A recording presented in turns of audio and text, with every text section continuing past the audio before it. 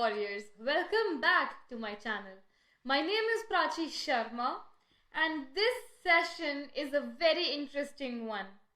Now, after getting so many requests for analytical chemistry, I have come up with a short solution and the easiest way to work on this chapter. A lot of students find it difficult to learn the equations and solve those questions in the exam. Now, this shortcut will make sure that your chapter is on your tips and you don't have to be scared or worry about this chapter at all. And these 5-marker questions in the exam will be in your pocket. Very easy and very crisp. So, I understand the video is slightly long, but if you stick around till the end of it, I can assure you one thing. You don't have to be scared of this chapter and you will score amazing. So, let's get started. Alright students, let's get started with this shortcut right here. So, this is the best shortcut that you can study about analytical chemistry, in which you are able to easily answer about 90% of the questions without trying to recall the equations. Okay? So, let's get started with the understanding of this chart. So, in this chart, if you see, we have all the ions mentioned here with their respective colors mentioned right below them. You have their precipitate colors mentioned in the second column with NaOH. Then with axis, whether it is soluble or insoluble. Then we have ammonium hydroxide precipitate colors, and we have the excess solubility or insolubility given right here. So, how does this chart work? Now, these are the same questions that we studied, and we try to solve these questions by generally thinking about the equation that we have studied in the chapter. We try to recall back the precipitate color and we try to recall that big green chart from the book, in which whether it is soluble or insoluble, what kind of precipitate color that is.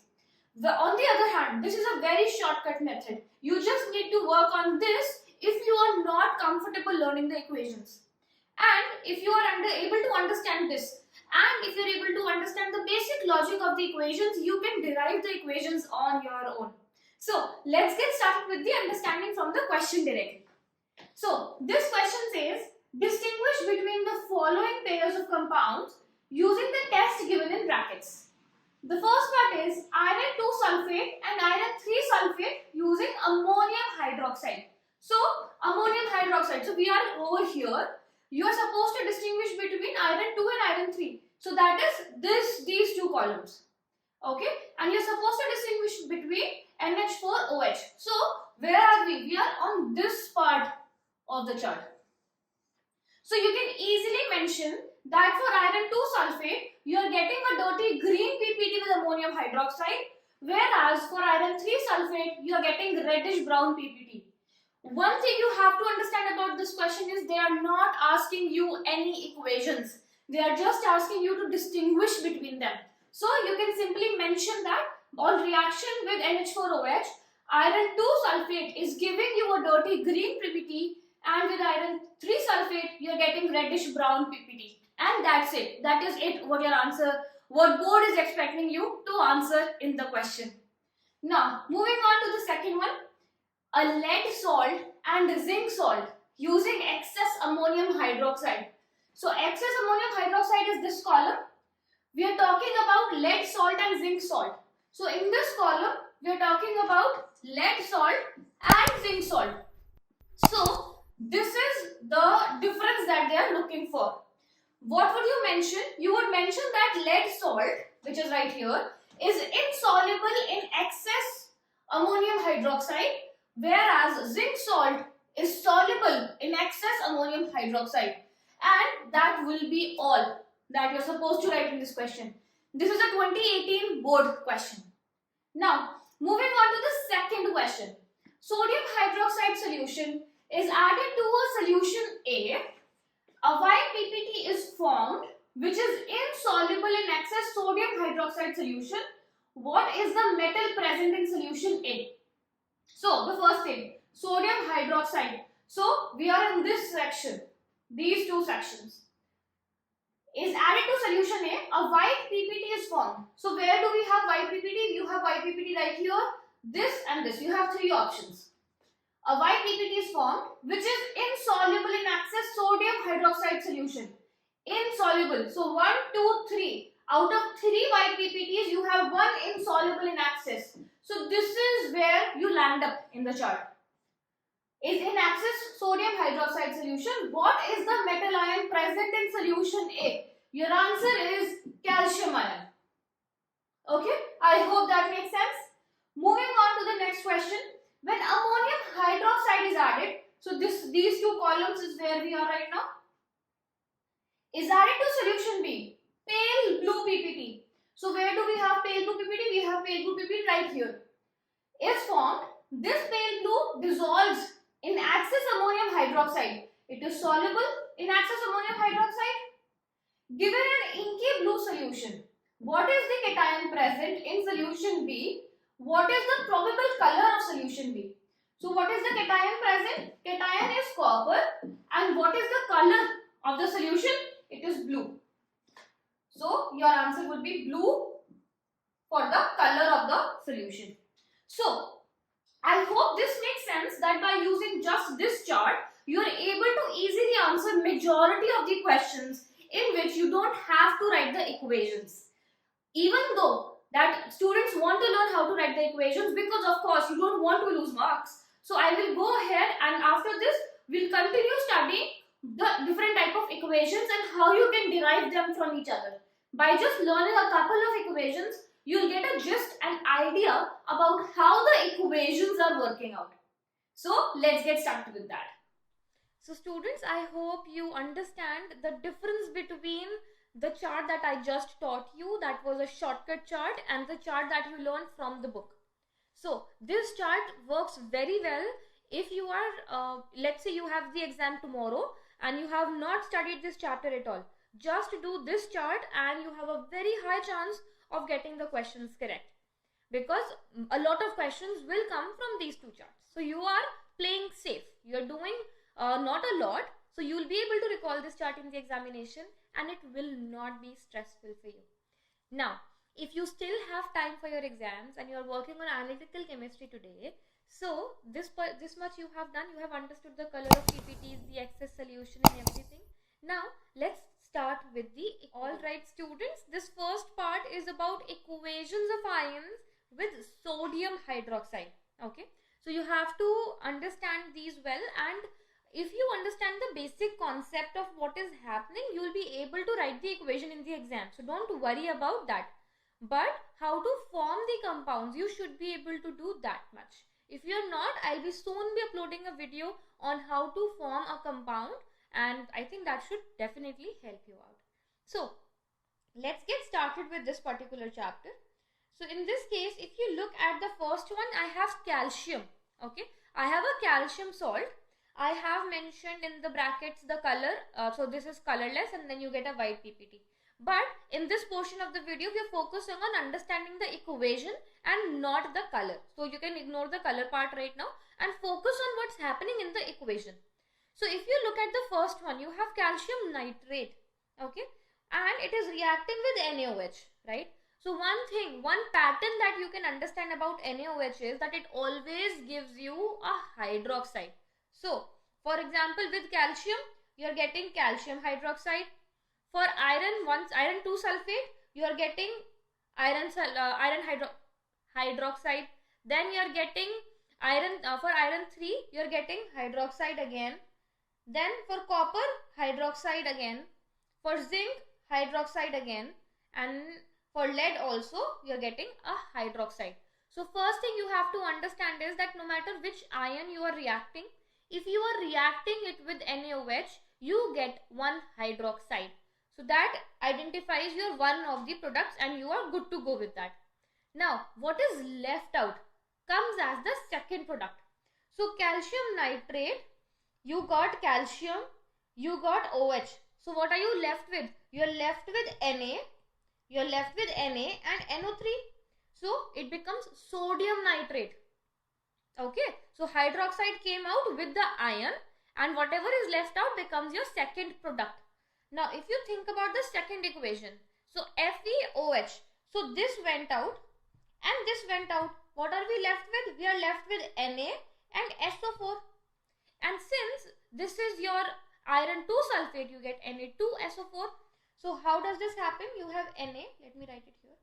You have Na's ion is plus, SO4 is 2 minus. So this comes in the denominator here and this comes below here. So this becomes Na2SO4. Okay. So I have taught this how to make compounds in one of the videos. I'll be soon uploading it for you guys. So I hope that would definitely help you out. Now let's move on to the next one. So you have FeOH. So you get FeOH whole thrice. Why whole thrice? Because Fe is 3 plus and OH is negative 1. So FeOH whole thrice, because this 3 will come in the bottom area of your OH negative. Okay. Now what is left out here? You are left with Na and Cl. So you get NaCl. Same thing is happening in the next one. You have CuOH.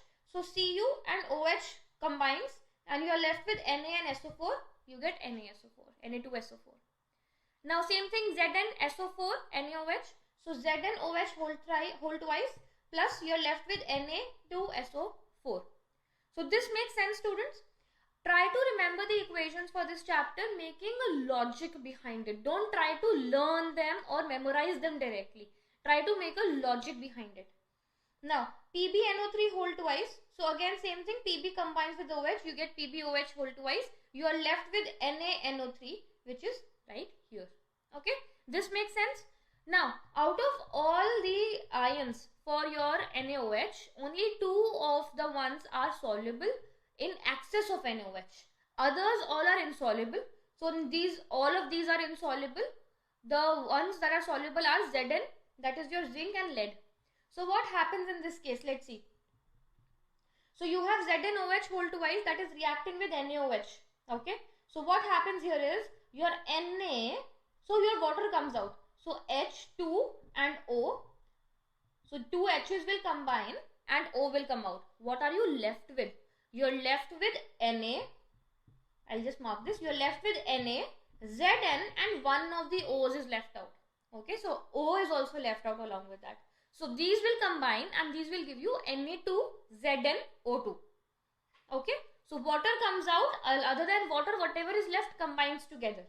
So you can remember it like that. Same thing is happening in the lead case also. When it is dissolved in excess of NaOH, water comes out. So you can see water is right here. What is left out other than water? You have Na, Pb and O. So you combine them and make a formula, that is Na2PbO2. Okay students, I hope this is helping you. So pay close attention to equations. Don't learn them, memorize them without using your brain. So brainlessly don't learn them or cram them up. Let's move on to the next one. So you have NH4Cl. So whenever you have an ammonia salt reacting with sodium hydroxide, you end up getting ammonia gas. This is also part of your chapter ammonia, whose video, ammonia's video is on the channel. So you can go ahead and check that out if you don't understand this particular equation. But if you're trying to just take a idea about it, so ammonia salt reacting with NaOH will give you ammonia gas, water and a salt, that is NaCl. So students, let's move ahead to the equations with ammonium hydroxide. So these also are with basic logic. So make sure that you're just paying attention on the logic of the equations. So let's begin with the first one, calcium. So ammonium hydroxide does not show any PPT presence with calcium, not even in excess of ammonium hydroxide. So we're not considering calcium and moving on to iron directly. So the first one, if you look at the first one, so the first one is iron sulfate FeSO4 reacting with ammonium hydroxide. So the same logic works. Since you have hydroxide here, so your FeOH, so this combines with the hydroxide and gives you iron hydroxide. What is left? NH4SO4. So you get that right here. Now how is this being formed? NH4 is positive 1, SO4 is minus 2. This comes here and this comes right here. So you end up with NH4 whole twice SO4. Okay, basic understanding. Now let's move on to the next one. FeCl3 plus NH4OH. So this will combine with iron and give you FeOH whole thrice. Why is it FeOH whole thrice? Because this iron is iron 3. So you get 3 plus. OH is negative. So this gives you FeOH whole thrice. Okay, and the previous iron, this was Fe2 plus and OH negative 1. So you get FeOH whole twice. Okay students, use basic understanding and then work on these equations. Okay, now let's move on to the next one. Copper, CuSO4 NH4OH. So Cu combines with OH gives you CuOH whole twice, and what are you left with? NH4 whole twice SO4. Now this entire thing, both the products together, you add up excess of ammonium hydroxide in that. So when you do that, what do you get? You get water out. What are you left along with water? You're left with Cu, NH3. Okay, you have ammonia. Okay, how much ammonia you have? NH3, 4. Okay, so make sure that you're paying attention on that. NH3, 4 of that SO4. So what are we combining? We are combining Cu with NH4 SO4. Okay, so make sure you're paying attention on that. That instead of NH4 whole twice SO4, you are getting NH3 whole 4. Why are you getting 4 of them? Because you're using 4 molecules of ammonia. Okay, 4 molecules of ammonia are combining with 1 copper, and you have SO4 along with that. Okay, what is the name for this? This is tetraamine copper sulfate. So tetraamine copper sulfate, let me write that here. Tetraamine copper sulfate. Now let's move on to the next one. You have ZnSO4. So ZnSO4, so in this one, they are tetraamine copper sulfate. Pay attention on one of the products. That means if you understand copper, you will be able to make zinc also. Okay, so you just have to remember what is happening in one of the compounds. If you understand that, next one will be automatically made. So don't stress about it. Let's move on to the next one. ZnSO4 plus NH4OH. You have zinc salt reacting with the hydroxide. What will happen? Zinc will combine with OH and give you zinc hydroxide. What are you left with? NH4 whole twice SO4. Basic, makes sense. Now add excess of ammonium hydroxide in it. What will happen? You get zinc with 4 molecules of ammonia and sulfate. Okay, so how do you remember this? You can remember that zinc will combine with sulfate from the equation itself. Zinc will combine with sulfate. Okay, so zinc and sulfate are present there, and you get 4 molecules of ammonia. So NH3 whole 4 and SO4. Along with that you get water.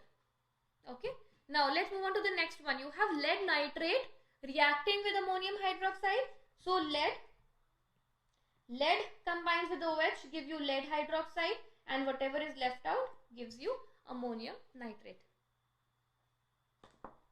Alright students, let's try a couple of board questions from the equations that we did. Okay, so the first thing that we did was we did a chart in which we did the color of PPTs, whether it is soluble or insoluble in excess of the solution, and we did a couple of questions from that portion. So now we did equations. Of course, let's do a couple of board questions from equations. Now, by basic logic that we just discussed, if we look at the first question, write balanced equations for the following conversions. Okay, so the first one is ZnSO4 giving you ZnOH whole twice. So zinc salt is being converted to zinc hydroxide. Okay, so both of the options can go here. Either you can use ammonium hydroxide or sodium hydroxide. But as you move on to the next part, that is Na2ZnO2. So where do you get this product? You'll have to pay attention on that. So you do not get this product with ammonium hydroxide. You get this product with sodium hydroxide. Okay, if you want, we can come back up here and I can show you. Here is zinc. So in this case, if you pay attention, you have ZnSO4. It is converting into, let me use a different color.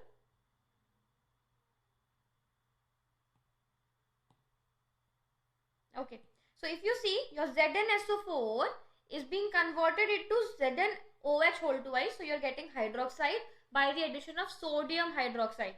And then sodium hydroxide, your zinc hydroxide is being converted right here. That is Na2ZnO2.